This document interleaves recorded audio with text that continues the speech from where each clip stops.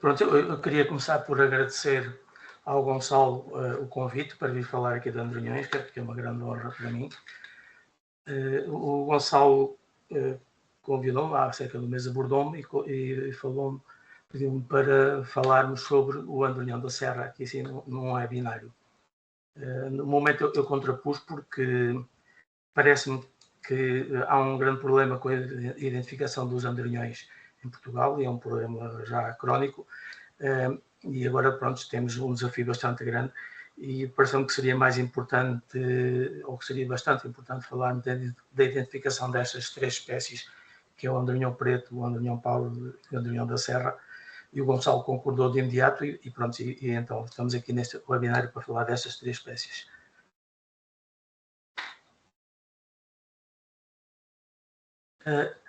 Nesta apresentação eu vou dividir isto em algumas partes, vou começar por fazer algumas considerações e contextualização, depois vou falar sobre a identificação direta no campo, passo à abordagem de identificação através de fotografias, depois vou falar um pouco de dados biométricos, passo à identificação de aves, de andronhões, através das suas gravações sonoras, a identificação também, uns pequenos exemplos através de vídeo, e depois, no final, umas pequenas revisões com análise de algumas fotografias que estão no eBird.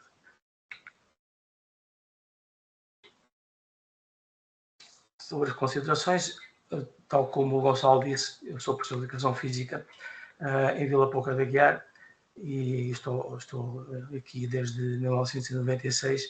Esta é a escola de onde eu leciono, de onde eu sou professor, onde eu leciono aqui no pavilhão, que é a cerca de 200 metros da escola, e aqui, quase em frente à escola, existe uma colónia de andronhões pálidos, e perto do pavilhão de onde dou aulas existe uma colónia de andronhões pretos.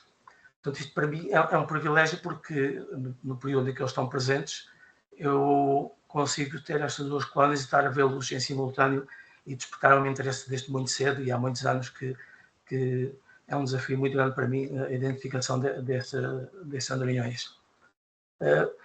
Como o Gonçalo disse, pronto, há vários grupos de aves que são bastante desafiantes de identificar, tal como as gaivotas.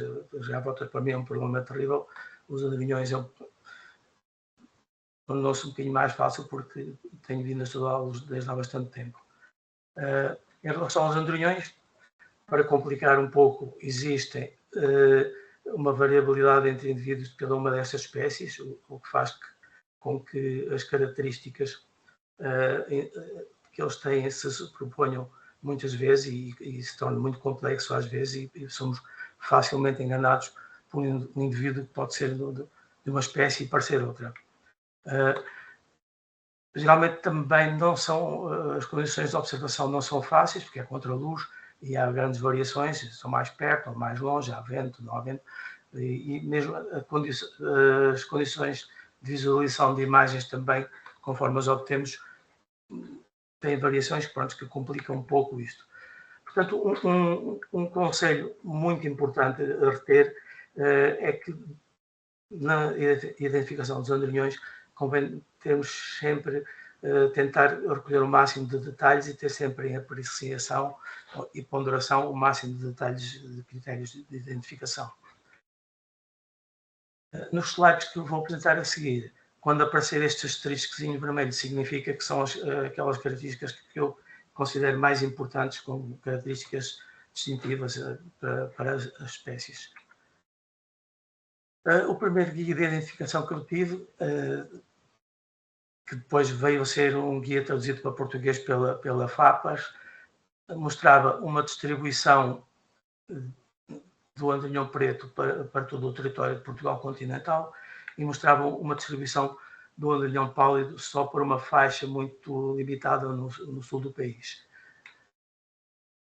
Outros guias, traduzidos para português, continuaram a ter esta distribuição para Portugal continental de uma forma generalizada, o andronhão preto e o andronhão pálido só no sul do país, e os guias que se tornaram mais populares, que foram os guias que começaram a ser adotados pela SPEA, já começaram a dar uma ideia um pouco diferente em relação à distribuição do andronhão pálido, e talvez a partir daí, que foi por volta do ano 2000, já se começou talvez a criar uma consciência diferente.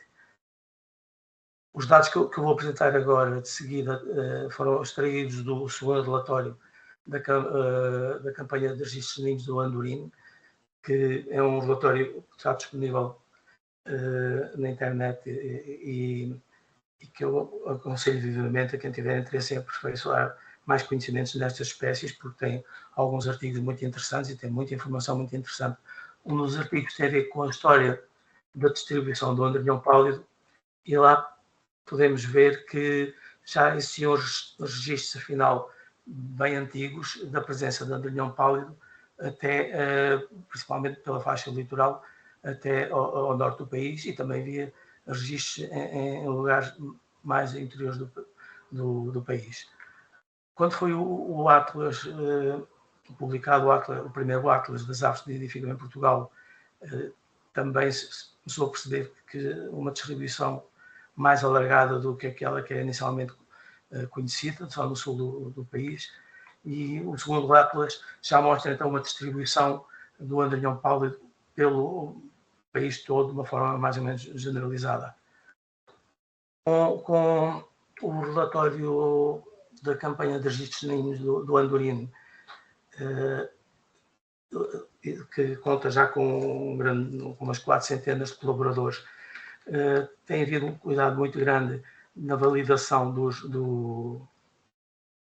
registros que são feitos, dada a dificuldade que existe entre a identificação do andronhão preto e do andronhão pálido, e neste relatório, que é bastante recente, é de maio deste ano, começa-se a perceber que, se calhar, o andronhão pálido até tem uma maior população do que o andronhão preto e tem uma distribuição mais generalizada do que o andronhão preto. Claro que isto ainda é um pouco difícil dizer perentoriamente, porque há zonas que estão melhor amostradas que outras, mas já começamos a perceber que a presença do andronhão pálido, afinal, é muito superior àquela que era considerada coletivamente pelos observadores. E pronto, e temos também, agora, para complicar mais um bocadinho, o andronhão da Serra, que é conhecido presentemente em dois núcleos, um na região do Porto e outro na região de Lisboa, mas sabe-se lá se poderá vir a expandir, tal como aconteceu com o andronhão pálido.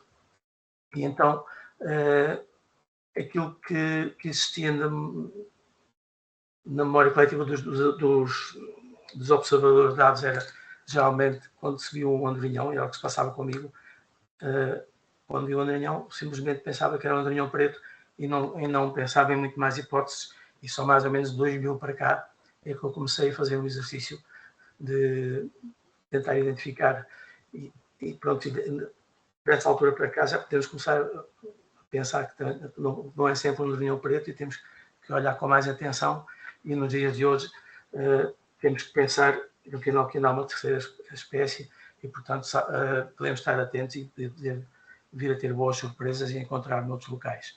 E esquecer esta mentalidade dos 100% de andronhão preto. E eu penso que este webinário, para falar sobre a identificação dos andronhões, é importante, acima de tudo, por isto, para esquecer esta ideia e começar a ter uma atitude diferente quando olhamos para eles. Falar de alguns aspectos da contextualização.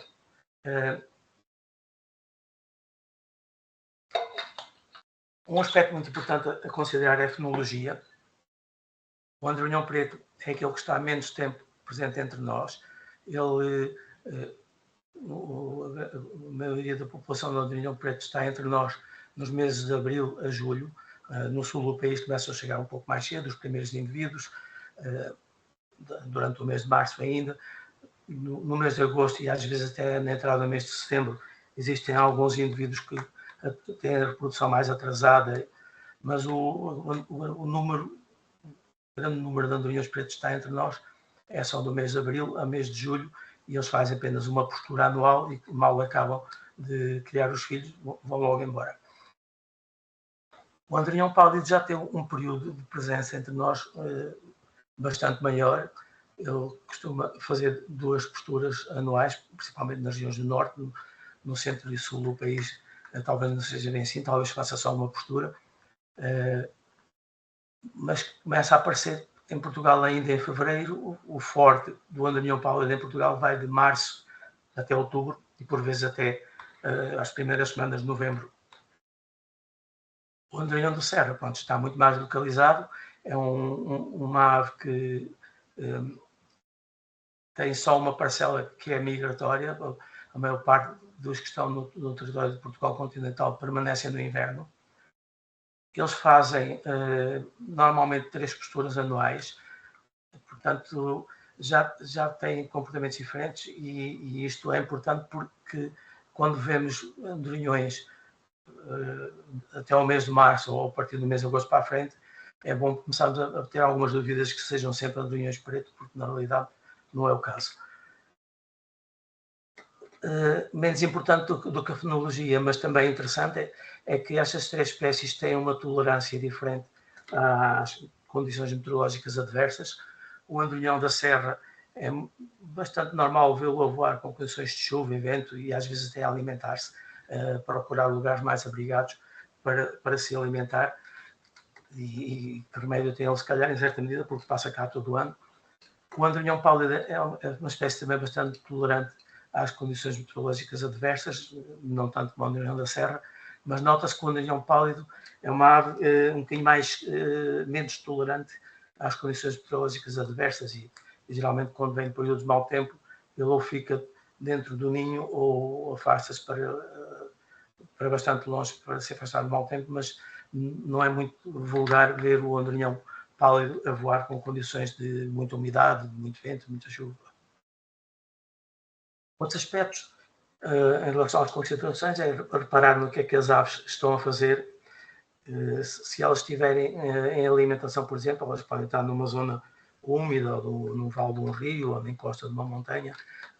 Geralmente estão numa localização onde se concentram bastantes insetos e podemos ver às vezes grandes grupos de andorinhões, que pode ter mais que uma espécie, e juntos com andorinhas, e esses locais são os locais onde se torna difícil voltar a ir lá vê-los no dia seguinte. Podemos estar atentos ao que é que eles estão a fazer, por exemplo, se estiverem a tratar da plumagem, isto geralmente dedicam-se mais aos cuidados da plumagem logo quando saem do ninho de manhã, antes de começar a ir alimentarem-se. Se vemos os andorinhões a transportar plumas ao ninho, por exemplo, isto é uma coisa que acontece mais próximo da altura em que eles estão para fazer postura, e isso já estará associado então à época de reprodução, embora durante todo o ano, no caso do andorinhão da serra, eles podem ser vistos a transportar plumas. Se está a transportar alimento, também, pronto, isto tem que estar logo associado a uma época de reprodução, e que é diferente, e já vimos que é diferente a época de reprodução nestas 3 espécies.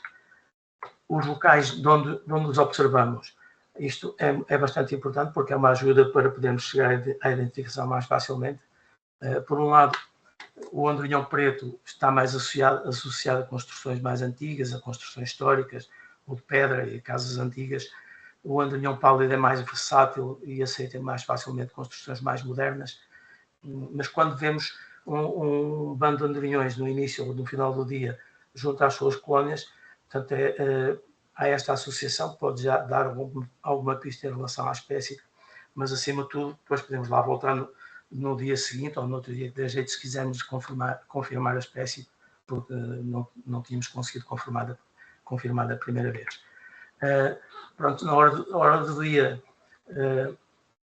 eles têm hábitos de estar próximo das colónias nas primeiras horas do dia e nas últimas horas do dia. Durante o meio do dia eles estão mais dispersos, podem se afastar bastante da colónia e estão em alimentação. Geralmente só os pares que estão a alimentar filhos é que estão mais próximos e se conseguirem procurar encontrar alimento próximo das colónias, não se afastam muitos quilómetros e andam ali no vai-vem de entrega de alimento aos filhos.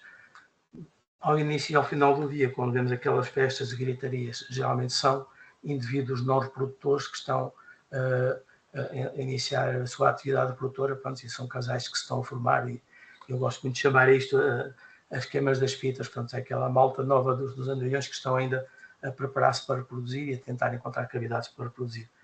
E isto acontece principalmente ao final do dia, nos dias mais quentes. O tipo de voo é importante, é possível, claro que não é um dado só por si muito válido, mas é possível perceber entre estas três espécies diferentes tipos de voo, essencialmente quando o ar está mais calmo, porque às vezes quando há condições de ar que seja mais revoltado ou mais mexido, pode provocar estilos de voo que nos enganem, mas no ar mais calmo e principalmente quando eles estão em alimentação, o Adrião da Serra é aquele que tem um voo mais frenético, um voo com mudanças mais bruscas de direção, arranques mais fortes e por vezes faz o voo muito acrobático, faz o voo, muitas vezes o voo invertido, isto quando muda de direção para apanhar insetos. O Andrinhão pálido é aquele que tem um voo mais decidido, menos imprevisível, e o Andrinhão preto estará numa situação intermédia em relação ao tipo de voo. Aqui temos muita atenção às condições de luz, porque podemos ser enganados essencialmente nas horas de luz mais fraca do início e do final do dia, especialmente quando se tira fotografias, uma vez que os andrinhões são aves que voam muito rápido e depois as fotografias que se tiram é com velocidades muito elevadas, faz com que as fotografias depois acabem por ficar com tonalidades muito tenues e pouco contrastadas e muitas vezes somos levados ao engano por haver uma luz muito ténue. Portanto, a meio da manhã e a meio da tarde as condições de luz melhores, quando está o sol nublado torna-se muito difícil também perceber as tonalidades dos andrinhões e os contrastes. Vou passar agora a falar então alguns aspectos da identificação direta no campo. É muito importante, quando estamos no campo, focar-nos em alguns aspectos que nos podem ajudar muito na identificação destas espécies. As tonalidades das aves, as três espécies, o andrinhão preto, o andrinhão pálido e o andrinhão da serra, têm tonalidades diferentes e isto é possível perceber quando estamos a observar as aves, especialmente se tivermos boas condições de luz. Eu penso que é um aspecto muito importante para nos ajudar a identificar quando estamos a fazer a observação direta no campo. Outro dos pontos onde eu me concentro, que acho que é muito importante concentrarmos, é logo tentar ver se tem branco na garganta ou se não tem branco na garganta. Logo aqui separa logo o andrinhão da serra destas duas espécies, em princípio, porque temos sempre que ter em conta que há variações individuais e às vezes são variações mais fortes e as condições de luz podem levar a que a garganta do andrinhão da serra, por exemplo, possa aparecer bastante clara ou branca, mas na generalidade a garganta é um ponto muito importante. Devemos também concentrar-nos na parte inferior da asa, e já vou falar mais detalhadamente mais à frente, mas pronto, é uma ajuda muito importante também para a identificação quando estamos a observar a ave diretamente no campo. Aspectos da cabeça têm a ver com a forma, têm a ver com o destaque da máscara do olho, também são importantes e vou falar mais detalhadamente já de seguida. O tipo de voo, quando estamos no campo, é importante observar, já expliquei um pouco porquê. Em relação aos reflexos ou ao brilho das aves, o andrinhão pálido é o que é mais fosco, o andrinhão preto é talvez o mais brilhante e o andrinhão serra também é bastante brilhante, por vezes faz bastantes reflexos quando estamos a vê-los com o reflexo do sol. E muito importante, que é uma ajuda, talvez a melhor ajuda para chegarmos à identificação é as vocalizações. Com um ouvido treinado e para quem ouça bem, é possível identificar essas três espécies com alguma facilidade quando elas estão a vocalizar. Muito importante é, sempre que possível, obter imagens e obter gravações de vocalizações, porque, pronto, em caso de dúvida, depois podemos analisar essas imagens ou essas vocalizações e conseguir chegar à espécie. Vou falar agora um pouco da identificação através de fotografias. Aqui talvez seja onde eu vá aplicar um pouco mais atenção. Aqui temos então o andrinhão preto, o andrinhão pálido e o andrinhão da serra. E volto ao primeiro ponto que falei atrás, na observação do campo. Quando temos fotografias, focarmos na mancha da garganta é talvez um dos pontos mais importantes para distinguir essas três espécies. O andrinhão preto tem uma mancha na garganta geralmente mais pequena, mais bem delimitada do que o andrinhão pálido, tem uma mancha maior e mais difusa, que se estende um pouco mais para a face laterais, e isso não acontece tanto no andrinhão preto. Podemos encontrar situações, às vezes, no andrinhão preto que até tem uma mancha maior, e no andrinhão pálido tem uma mancha menor e mais bem definida, mas isto, de uma forma geral, é um fator que ajuda, uma característica que ajuda a distinguir o andrinhão pálido do andrinhão preto. E o andrinhão da serra na garganta geralmente não tem, ou se tiver um pouco mais claro na garganta, é bastante difuso e bastante prolongado, não é uma mancha tão pequena, vai até praticamente ao peito. Outro aspecto muito importante são o contraste das infracoberturas das penas de voo, nas asas, que no andrinhão preto distingue-se bastante das outras duas espécies, porque as pequenas e médias infracoberturas têm as mesmas tonalidades do corpo da ave, e depois as grandes infracoberturas e as penas de voo têm tonalidades mais claras. Isto é uma característica bastante importante para ajudar a identificar o andrinhão preto. O andrinhão da serra, por vezes, mostra alguma variação, embora o andrinhão da serra, tal como o nome diz, unicolor, ele tem tonalidades mais próximas, só em alguns ângulos, e alguns indivíduos é que mostram mais este tipo de padrão, mas este é um padrão típico do andrinhão preto, que já não acontece com o andrinhão pálido. O andrinhão pálido tem, por vezes, uma alteração progressiva de tons, mas não há este contraste entre as pequenas e médias coberturas com as grandes coberturas e penas de voo. Portanto, isto é uma característica muito importante para distinguir o andrinhão pálido do andrinhão preto. Outra característica muito importante, em que destaca-se principalmente no andrinhão pálido, é este efeito escamado que vemos nas penas do corpo, na parte inferior. O andrinhão preto geralmente não apresenta este efeito escamado, ou é difícil de perceber. O andrinhão da serra também não, mas tem maior variabilidade, e em alguns indivíduos aparece, nota-se mais, mas onde se nota geralmente bem este efeito escamado é no andrinhão pálido. A título de curiosidade, no andrinhão preto costuma-se perceber melhor nas infracoberturas caudais do que no corpo, e não tanto no andrinhão pálido. Outra característica muito importante que devemos dar atenção é ao olho e à cabeça, no geral. A cabeça do andrinhão pálido é um pouco mais clara do que a cabeça do andrinhão preto. Quando se observa nas fotografias é possível perceber isso. Também é possível perceber quando se observa no campo. O andrinhão da serra tem tonalidades mais homogéneas, e aqui não se observa muito bem, mas dado a cabeça do andrinhão pálido ser mais clara e ter esta parte dessa projeção do olho aqui à frente mais escura, percebe-se uma mancha mais escura no olho do andrinhão pálido, e é uma característica distintiva muito importante também.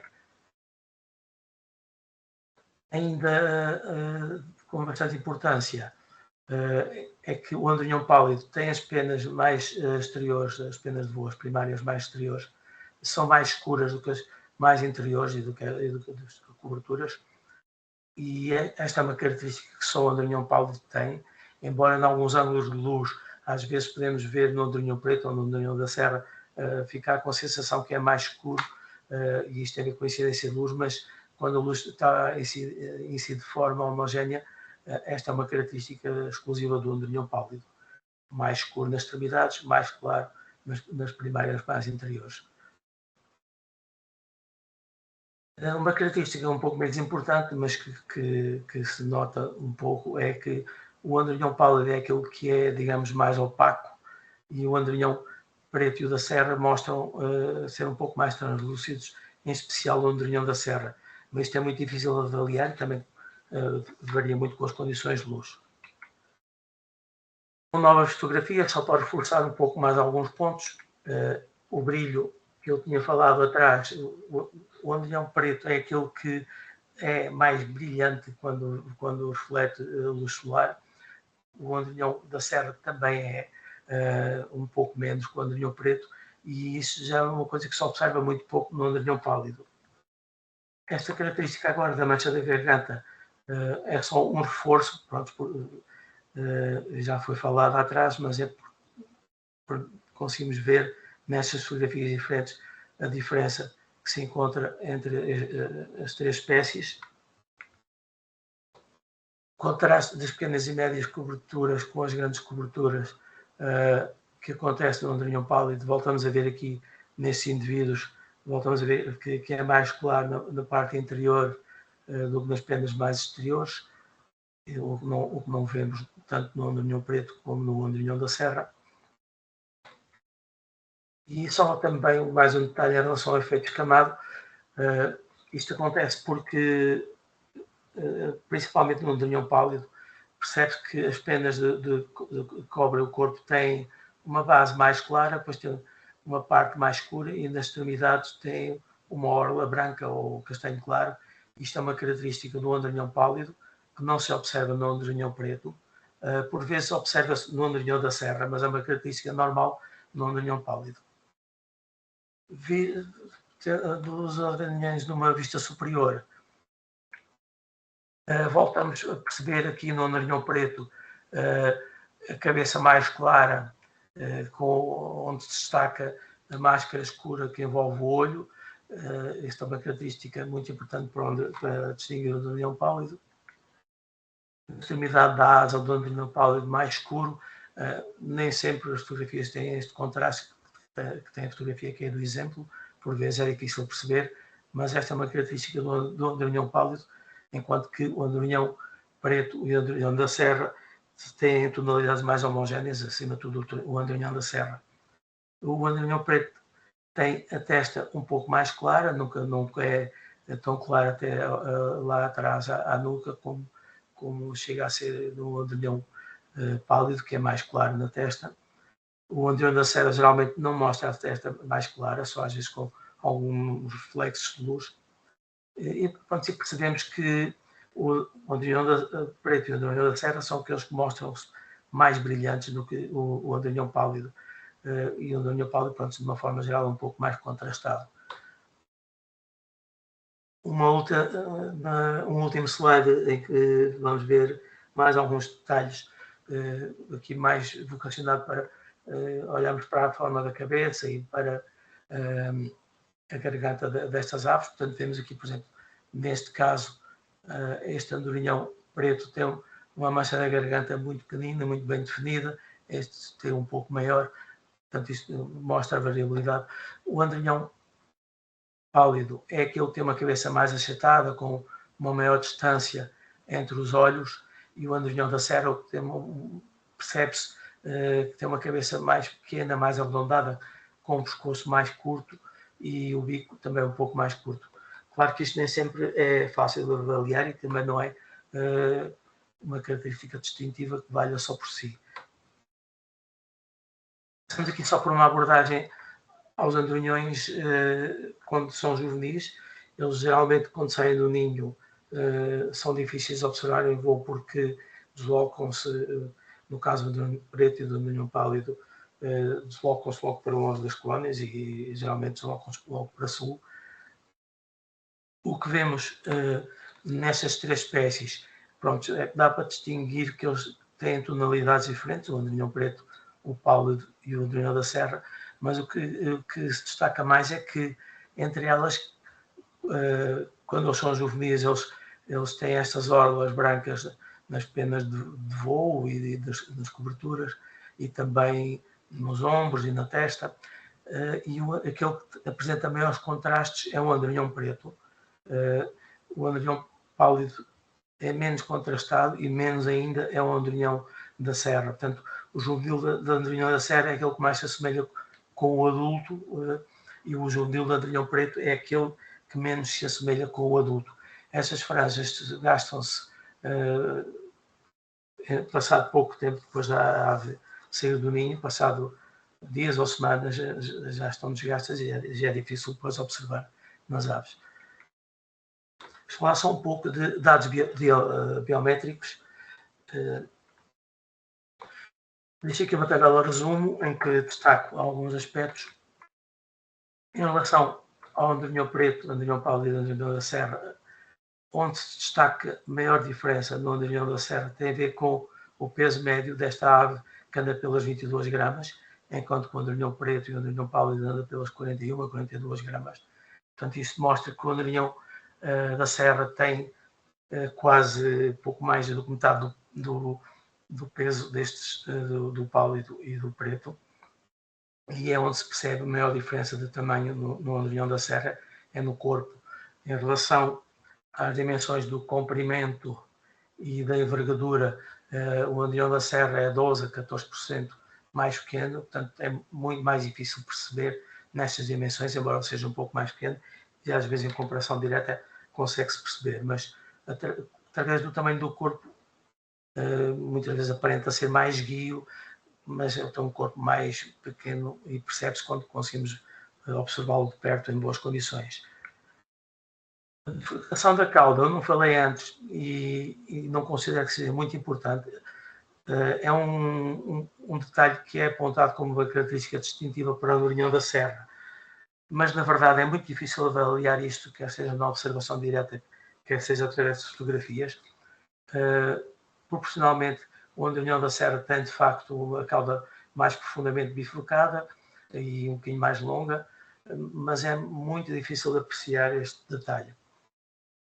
O bico, o bico primeiro, o bico do andarilhão da serra, mesmo proporcionalmente, é um pouco mais curto do que é o do andarilhão preto e do andarilhão pálido, e a largura da cabeça entre os olhos, acima dos olhos, é maior em valores médios, descaradamente, no andarilhão pálido, que é aquele que tem um aspecto mais achatado e a cabeça mais larga.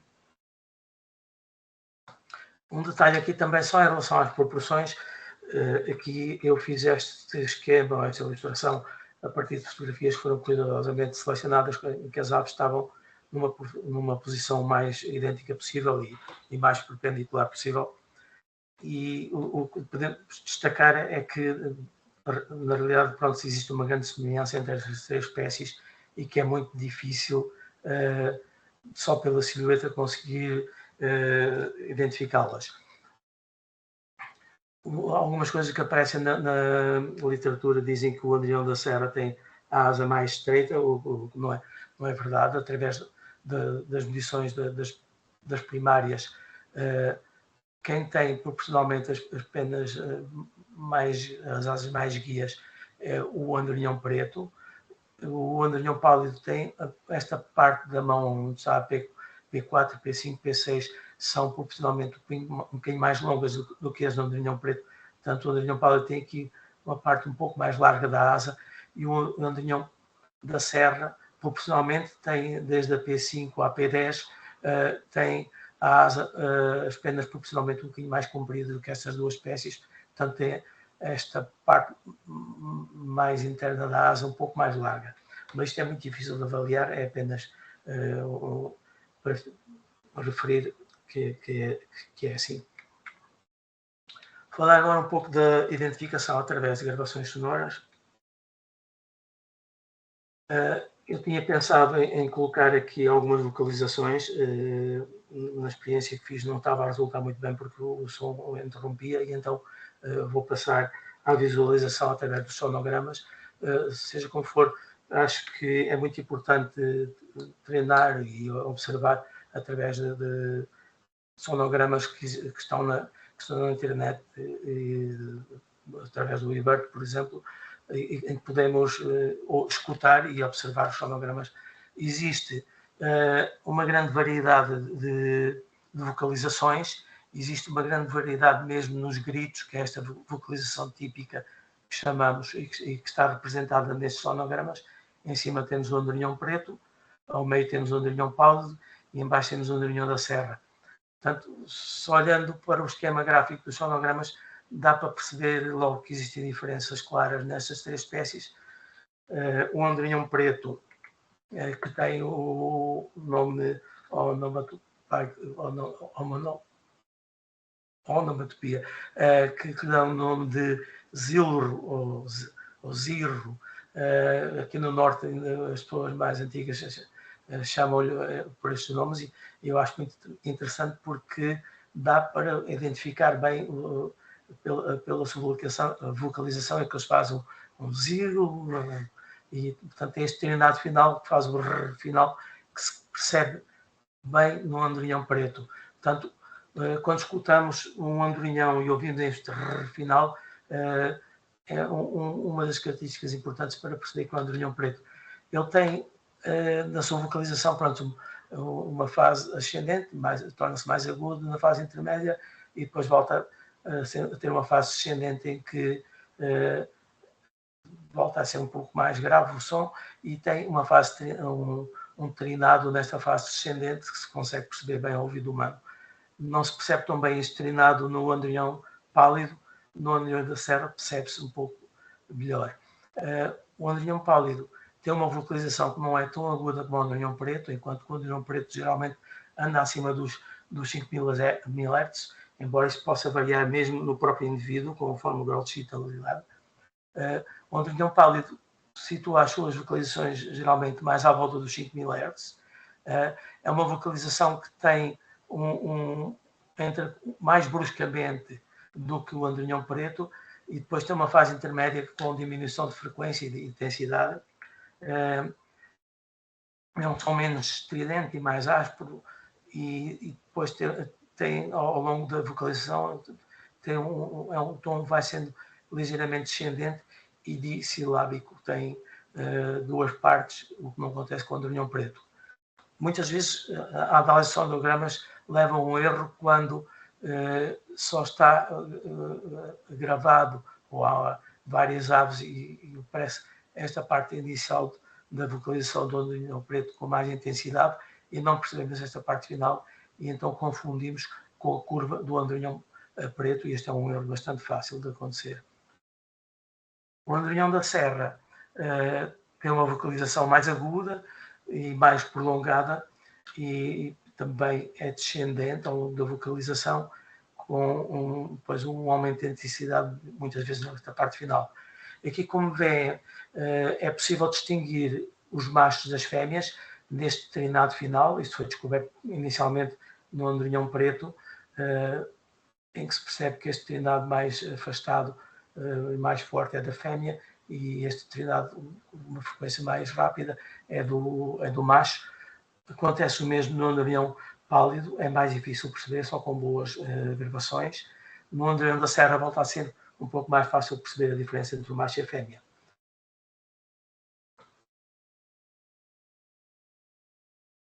Mais a título de curiosidade, pronto, estas vocalizações que são os gritos que nós ouvimos nas festas e gritarias, é uma vocalização também que os andorinhões fazem como defesa de território, fazem habitualmente quando estão dentro do ninho, ou por vezes quando estão a chegar ao ninho próximo no final do dia ou logo de manhã em contacto com os parceiros dos ninhos do lado.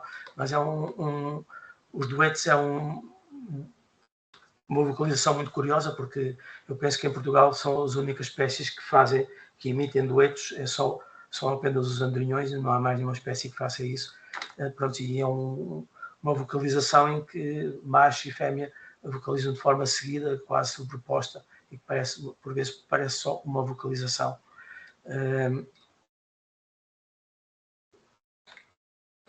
Vou passar agora a falar da identificação através de gravações e de dar apenas dois pequenos exemplos.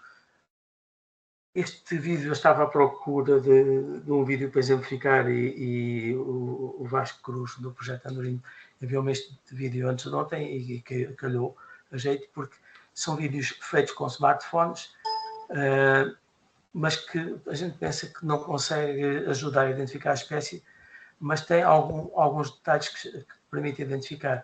Eu aqui para a imagem tento ver, é impossível com esta qualidade conseguir perceber que andorinhões são estes. Mas temos logo aqui um detalhe que é tipo de construção. Como eu referi atrás, os andorinhões pálidos são mais versáteis, o andorinhão preto prefere construções mais antigas e até casas de pedra ou edifícios históricos de pedra. Isto não é suficiente de forma alguma para dizer que é andorinhão pálido, mas o que é que podemos fazer então? Eu pego neste vídeo e vou uma aplicação de edição de áudio e coloco extraio o áudio daquele vídeo e vou ver aqui, e o que está a acontecer é que eu não vejo aqui nada de localizações, aparentemente. Parece haver aqui qualquer coisita. Então o que é que eu vou fazer? Eu vou editar, vou separar para dono para conseguir ampliar aqui um pouco e concentrar mais nas faixas de frequências dos andarilhões, e vou ampliar o som nas faixas de frequência dos andarilhões para tentar ver se há aqui alguma coisa, e de facto sim, já se vê que há aqui vocalizações. Vou reforçar um pouco mais. Agora vou cortar aqui estes espaços mais vazios. Ampliar aqui um pouco a escala de tempo para conseguir ver. E aqui de um vídeo feito com smartphone, que é muito fácil, pronto, no momento em que estamos a ver as aves, é muito fácil fazer uma pequena gravação e conseguimos ter aqui elementos que nos ajudam a identificar com segurança a espécie. Portanto, estamos a ver aqui sim esta vocalização dissilábica, descendente, com um início mais brusco, na casa dos 5.000 Hz, portanto são tudo critérios a favor do andarilhão pálido, e então com um vídeo que se faz muito facilmente com o telemóvel conseguimos chegar às localizações e alguns detalhes que nos podem chegar à espécie. Outro exemplo, que já foi um vídeo feito com uma câmara com uma melhor qualidade, é extremamente rápido, eu gosto de analisar com mais calma, e aqui a metade da velocidade eu vejo que as aves estão a localizar. Não consigo chegar à espécie, não consigo ver detalhes nestas imagens, mesmo analisando calmamente, frame a frame, não consigo, mas quando estou a ver aqui frame a frame com muita atenção, há aqui uma coisa que me sugere, é que assim, eu já sei que elas estão a vocalizar e também parece que há aqui aves com tamanhos diferentes. O que é que eu vou fazer? Eu fui extrair o som e no som consegui perceber que nestas vocalizações estão aqui vocalizações de andarilhão preto, estão aqui 1, 2, 3, 4 vocalizações de andarilhão preto e seguidamente estão 3 vocalizações de andarilhão da serra. Portanto, então já sei que estão aqui estas duas espécies. E eu vejo que há aqui vocalizações sobrepostas, portanto há pelo menos mais que um indivíduo de cada uma das espécies. E o que é que eu posso fazer com este vídeo? Eu vou mostrar um exemplo num frame que recolhi deste vídeo, mas estive a analisar vários, e através de uma aplicação que permite analisar vídeo e também permite analisar imagens, eu vim aqui e com aquela imagem, que entretanto eu também editei a imagem para pôr numa escala mais real, e venho aqui ver as medições e, por exemplo, venho ver o tamanho desta ave aqui. E ela apresenta umas dimensões mais ou menos de 14,8, 15 centímetros. E depois venho ver, por exemplo, aqui as outras aves. E aqui neste caso já vemos que a ave é um pouco maior e que tem 17 centímetros, um pouco mais de 17 centímetros. Claro, eu estive a ver vários frames deste vídeo e não é com um frame e não é apenas só com estas medições que eu ia chegar à espécie, mas uma vez que tenho aqui vocalizações de andarilhão preto e de andarilhão pálido e pronto, e com estas medições consegui perceber que estão aqui 3 indivíduos de andarilhão preto e 3 indivíduos de andarilhão pálido, e pronto, o vídeo ajuda-nos a chegar a estas identificações que por vezes é extremamente difícil mesmo, só através de fotografias. Agora, para finalizar, vamos fazer revisões da análise de fotografias do eBird. Eu não vou incluir aqui o nome dos autores, e não é de forma alguma a intenção fazer uma denúncia ou dizer que as identificações estão erradas, nem de denegrir ninguém, é apenas constatar uma realidade da qual todos nós fazemos parte e todos nós nos enganamos. E eu penso que aqui, acima de tudo, o que se passa é a consciência coletiva ainda de que quando se vê um andorinhão, é um andorinhão preto e não há uma grande preocupação. Pronto, e o que eu queria alertar com isto é que temos que estar atentos, porque mesmo com fotografias que dá para identificar perfeitamente, registamos aves como sendo andorinhões pretos. Este registro no eBird tinha lá identificado este andorinhão como sendo um andorinhão pálido e este como sendo um andorinhão preto. Isto é uma fotografia do mês de abril, portanto há a probabilidade de estarem cá as duas espécies, mas vemos nestas fotografias que têm boa qualidade, vemos as extremidades mais escuras das penas de voo, vemos que não há o contraste entre as pequenas e médias coberturas com as grandes, vemos o olho negro, vemos o escamado, vemos a cabeça mais clara. Portanto, são tudo características muito óbvias de que é um andorinhão pálido e não um andorinhão preto, tal como está identificado. Esta fotografia, com um pouco menos qualidade, mostra na mesma características muito a favor do andorinhão pálido. Ela também é do mês de abril, em que pode estar o preto presente, mas tem a parte externa mais escura, a parte interna mais clara. Aqui o contraste até é um bocadinho forte, mas é progressivo, enquadra-se ainda no andorinhão pálido. Percebe-se um bocadinho o escamado, a garganta muito extensa, pouco demarcada, o olho um bocadinho escuro, portanto é um andorinhão pálido que estava identificado como preto. Uma imagem também do mês de abril, em que há já aqui um andorinhão a transportar alimento, a transportar plumas para o ninho. Percebe-se perfeitamente o escamado nestas aves, percebe-se uma garganta muito extensa, o branco muito extenso da garganta, a falta de contraste nas infracoberturas. Portanto, também são andorinhões pálidos que estão identificados como andorinhões pretos. Novamente, uma fotografia que não tem muita qualidade, mas ainda assim dá para perceber a parte interna da asa mais clara do que a parte externa, dá para perceber o olho mais escuro, dá para perceber uma garganta grande, extensa, portanto volta a ser um andorinhão pálido. Neste caso, a data de fotografia é de 1 de setembro, ou seja, já a probabilidade de andorinhão preto aqui é muito baixa. Pronto, aqui está um andorinhão pálido que também foi identificado como andorinhão preto. Esta fotografia tem uma ave muito esquisita, com as penas muito gastas, mas tem tudo a favor da andorinhão pálido, o olho escuro, a garganta extensa, difusa, este progressivo de tonalidades, o escambado no peito, a data de 4 de setembro, portanto, este é mais um andorinhão pálido que foi identificado como andorinhão preto. Outro andorinhão pálido identificado como andorinhão preto no mês de setembro, pontas das asas mais escuras do que esta parte mais interna, cabeça muito clara.